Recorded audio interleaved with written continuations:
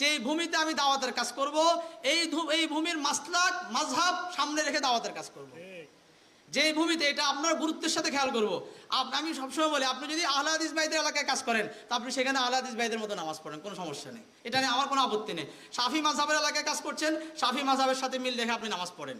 আপনি হানাফি মাযহাবের এলাকায় কাজ করছেন, হানাফি মাযহাবকে প্রায়োরিটি দিয়ে আপনাকে কাজ করতে হবে। না হয় ভাই আপনি ময়দান নষ্ট করবেন, ময়দান নষ্ট করবেন। এগুলা কোনো ফরজ হয়, এগুলা যে ইখতিলাফগুলো আমরা আলোচনা করি, এগুলো বহুত আগের আলোচনা হয়ে গেছে, বহুত আগে সমাধান হয়ে গেছে।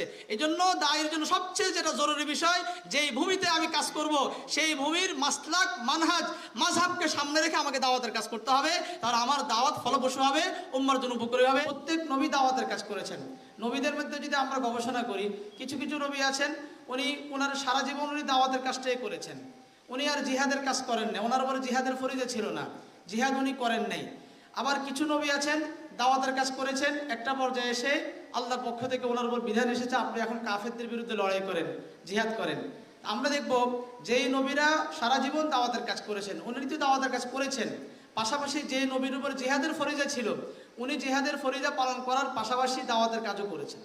এমন হয় নাই কখনো যে নবী জিহাদের ফরিজা পালন করা শুরু করেছেন, দাওয়াতের কাজ বন্ধ করে দিয়েছেন। আমরা যদি আমাদের নবীর সিরাতটা দেখি, রাসূল করিম সাল্লাল্লাহু আলাইহি ওয়াসাল্লাম মক্কার জিন্দেগিতে দাওয়াতের কাজ করলেন।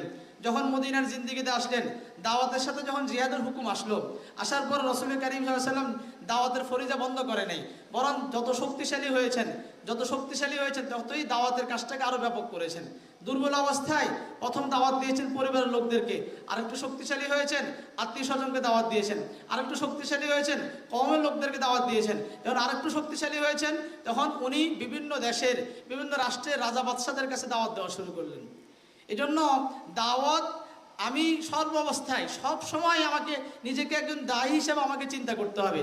দাওয়াতের কাজ আমাকে সবসময় করা লাগবে, সবসময় আমি করে যাব। আমি সকালেও করব, বিকালেও করব, শক্তিশালী অবস্থায় করব, দুর্বল অবস্থায় করব। আসসালামু আলাইকুম ওয়া রাহমাতুল্লাহ।